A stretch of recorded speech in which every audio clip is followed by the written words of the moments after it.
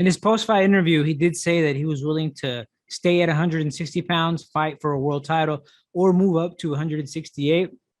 I would like to see him fight against some of the top guys at 160 pounds and get a belt at that division and really, make his mark as a middleweight. We saw him do it at 154. We need to see him do it now at 160 pounds.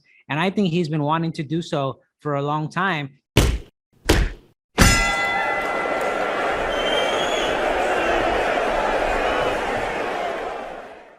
Welcome back to the RBR Recap, episode 21. I am Alex Burgos, joined as always by my man, co-host Gabe Rivas. Gabe, how are you, sir?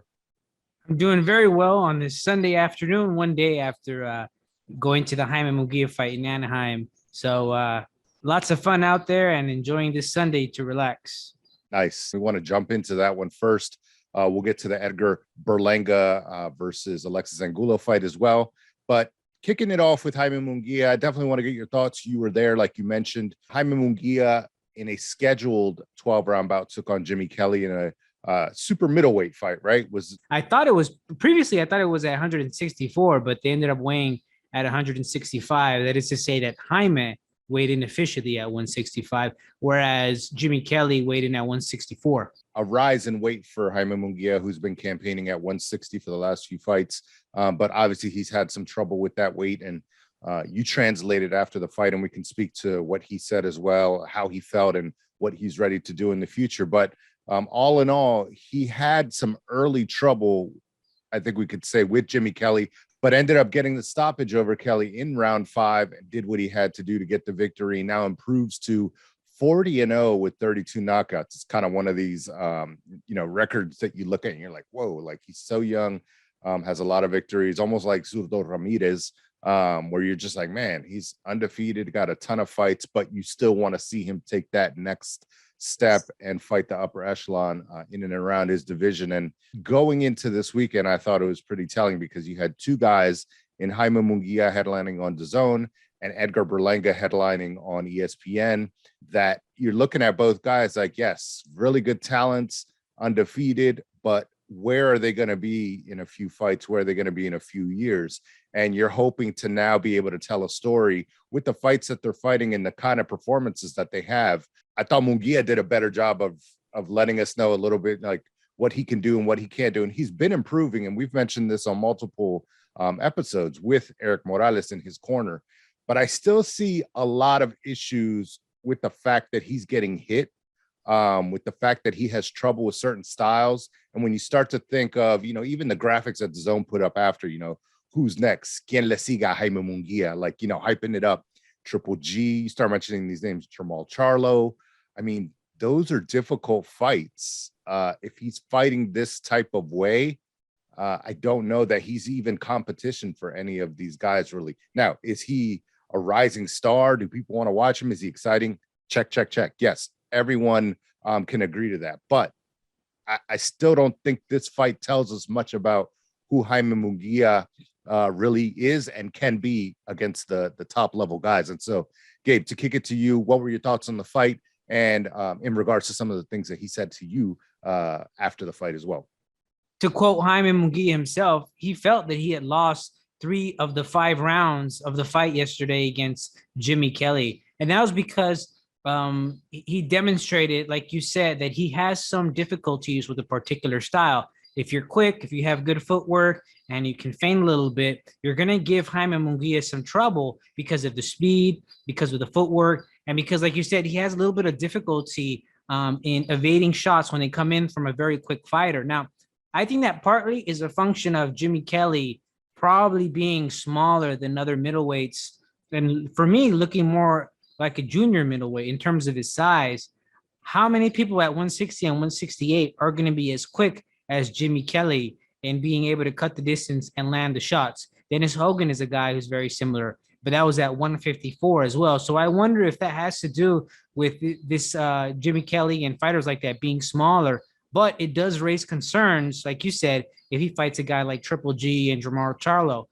I think that perhaps he will have a much easier time in seeing the punches from those fighters coming because they're not as fast. But that doesn't mean that it's going to be an easy time or that he won't get hit. I just think that it won't be such a shock as when Jimmy Kelly runs in the third round and lands a lead left hook. You know what I mean? Yeah. But I think that Eric Morales has done really well in preparing him in the last 7 fights. He gives him really good advice in the corner. He told him, look, it's good to throw those leaping shots to kind of keep him on edge and, startle him a little bit, but you want to do things off the jab to his body, throw punches through the middle and really work the body. We didn't really see him implementing a long-term strategy against a boxer. Why? Because he was able to hurt him and get him out there. And that goes back to the size advantages. When there is such a distinct size advantage, the smaller guy is going to catch you with shots in the early rounds because he's quicker, because he can move and he can frustrate you, right? But what happens when you fight a guy who can really box, but is your size, is fairly quick, and can take you to those later rounds? That's where I'd like to see what Eric Morales can do and Fernando Fernandez in terms of implementing a long-term strategy and seeing Jaime Munguia follow that strategy, right? Work the body rounds 2, 3, 4, 5, and 6, and then look for the kill. But Jimmy Kelly wasn't able to take Jaime Munguia's punishment, and so he got him out there. So for me, I think that he's ready for those top guys to fight them. We don't know how they will go, but it'll be interesting to see how he deals with a kind of boxer or a boxer puncher where he has to work the body and get him out there and really work for it.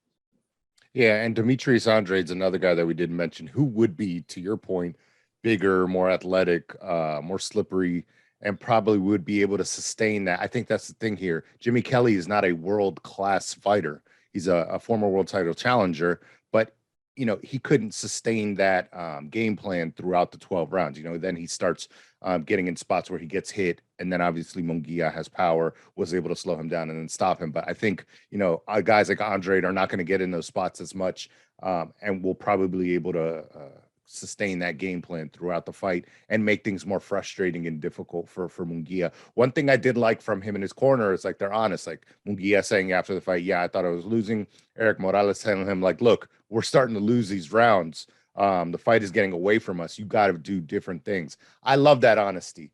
I can't remember who said it, but kind of going back to the Canelo fight against Bivol, you didn't get that honesty from Eddie Reynoso to Canelo when it looked like clearly things weren't going their way or it was too close to call. I appreciate those times as well when they're like, hey, you're doing okay, or you're doing this, and this well, but we need to step it up. You need to do this better. Tangible things that then they can go out that they've practiced before, not just random hey, you got to start learning on the job. No, tangible things you've worked on. And obviously we've seen those things progressing with Jaime Munguia as he fights different guys, different styles.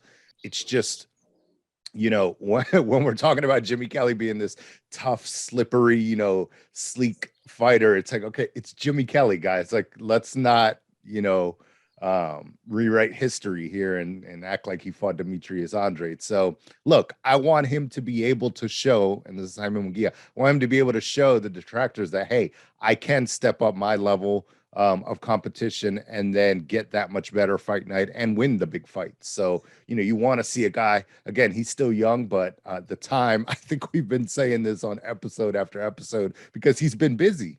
I feel like, our show is pretty young, episode, 21, but we've at least talked about Jaime Munguia 3 times, after fights. So, I mean, he's been a topic of conversation because he's staying busy.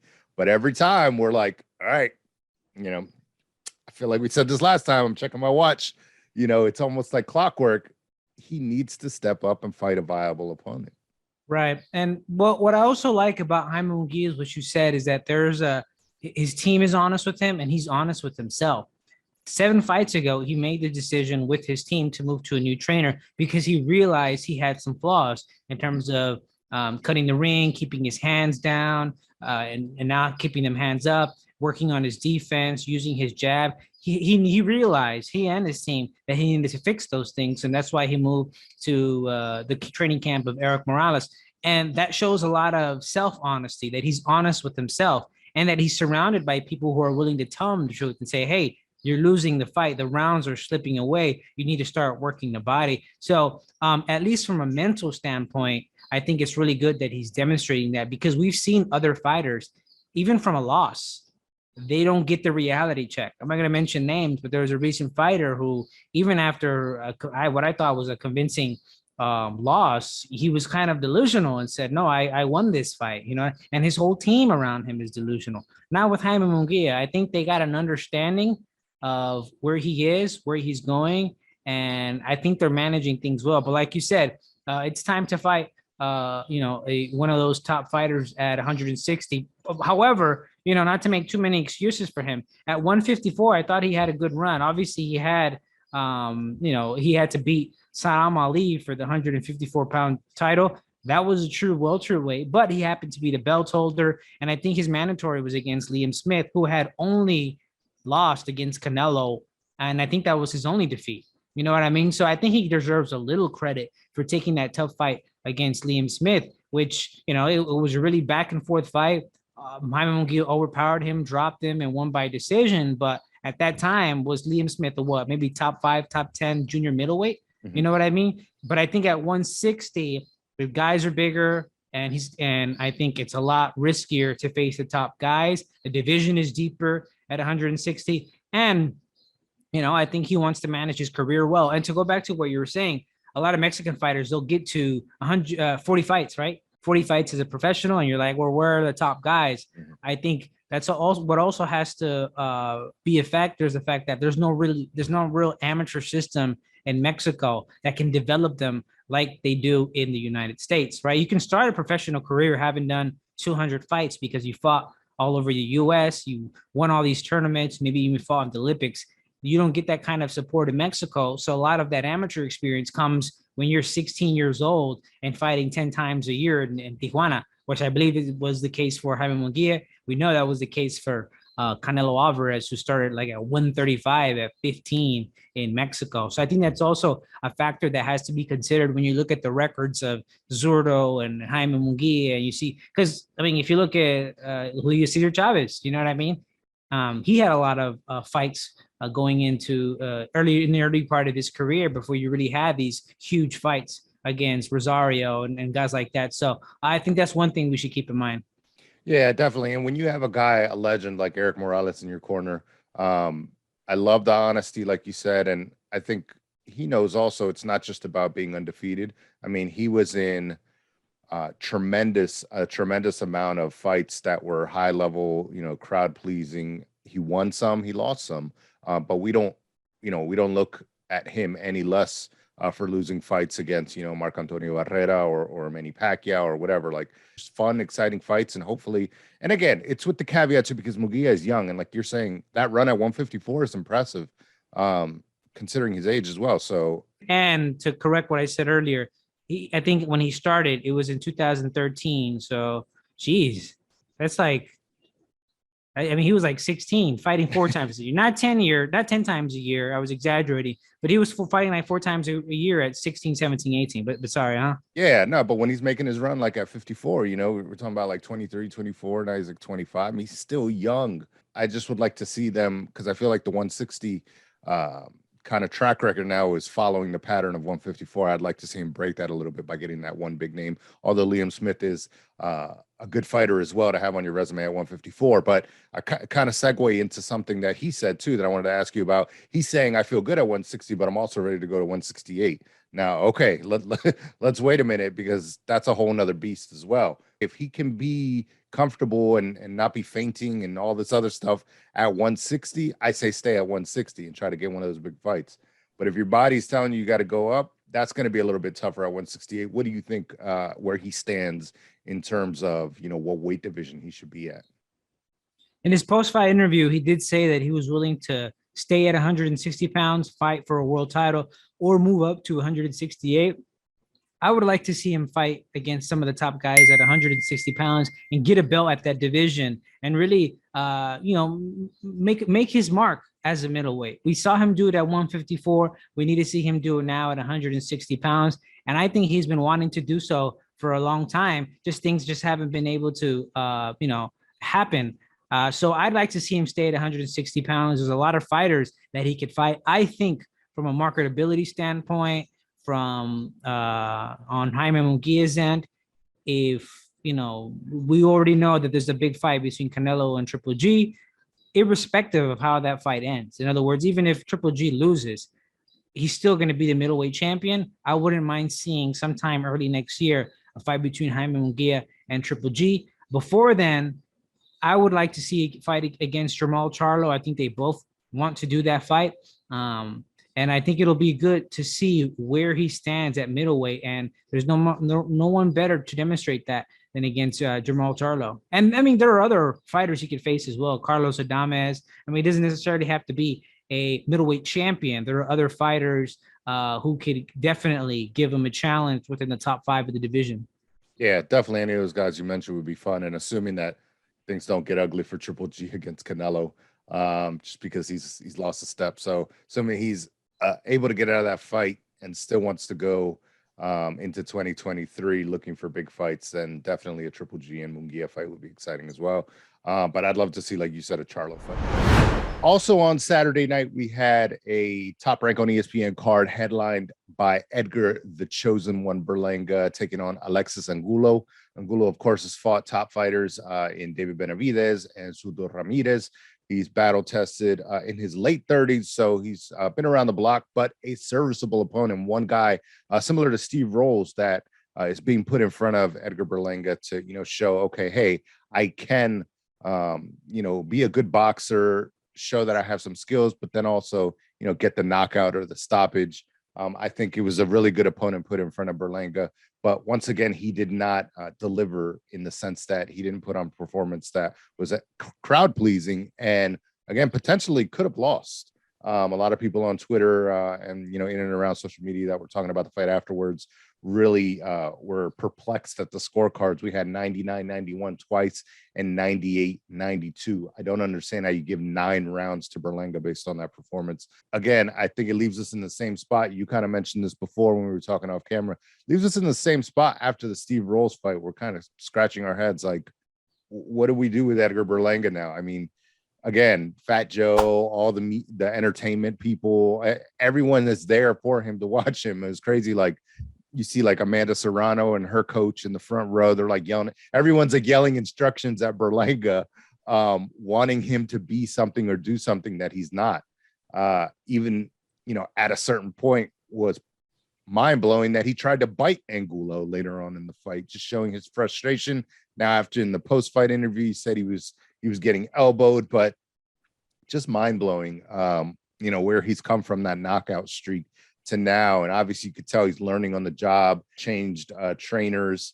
Andre Rozier was not with him for this fight, but I don't think he looked any better, and could argue that he looked worse. He did get the victory, unanimous decision. He improves to 20-0, but in no better of a spot than he was previous to the Steve Rolls fight. And so, Gabe, I want to ask you, and I'll go back to what I said before we spoke about the Munguia fight. You were going into both of these fights thinking, okay, we're talking about both these guys almost in the same style that, you want to see them take that next step or really get back to showing that they can do certain things. Munguia, I think, keeps on at least going up. And while it's gradual and slow and we haven't seen him fight that top name yet, he hasn't really taken a step back as of late, whereas Berlanga has taken a few steps back, in my opinion.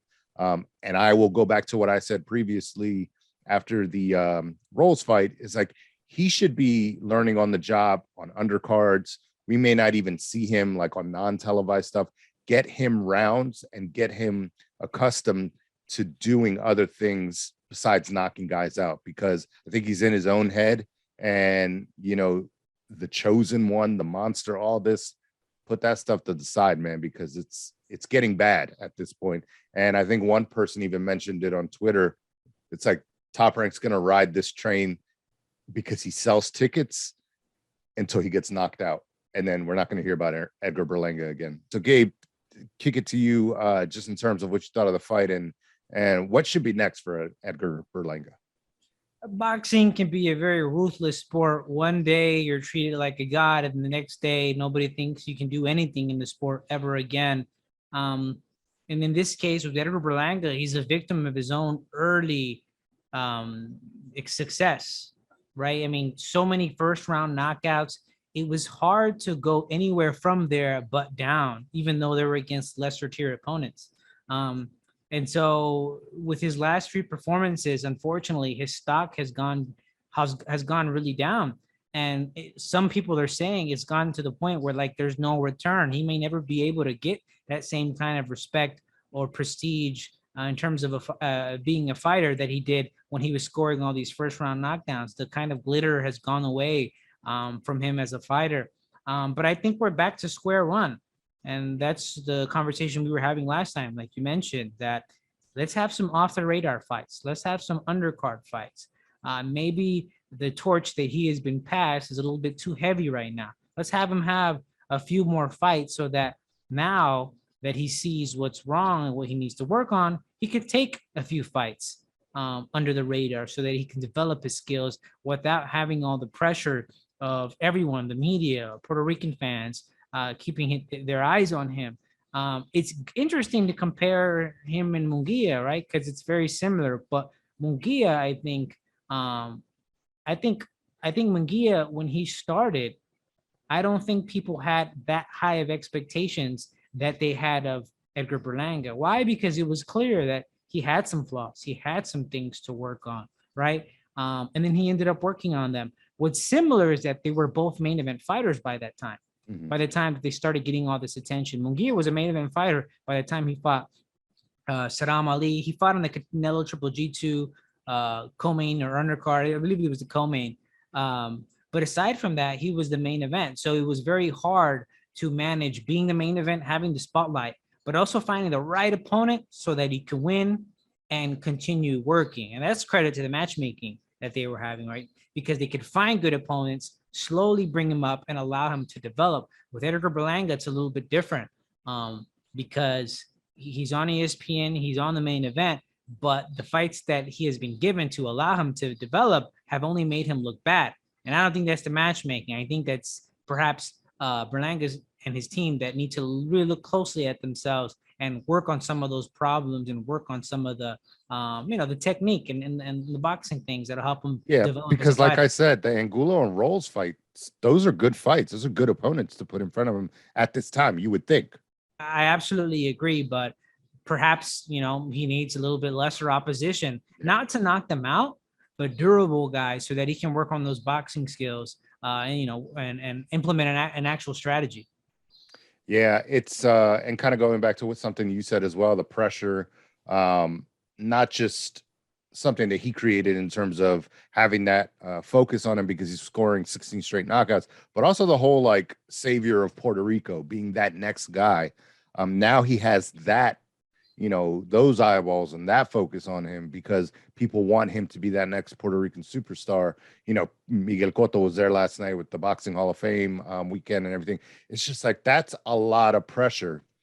And a guy that's more soft-spoken, less in the spotlight, but more prepared to take that torch. Xander Zayas, right? Was supposed to be the main event on this card, and he had a viral infection, so had to drop out. But that's a guy that really looks to be the next guy, and not because he was knocking dudes out. It's just a different skillful, style. Skillful, exactly. And he's been able to kind of progress and show his ability time and time again after each fight. So it's tough, man. Like you said, I mean, boxing's a brutal game, and when you wow the crowd and you have so much notoriety based off of what people want to see, which is what? Knockouts, right? You make Sports Center top 10 and all this stuff, and then to reel you back in and be like, but wait a minute, there's this other side now. You got to be able to jab, you got to be able to move, you got to be able to score convincing decision wins.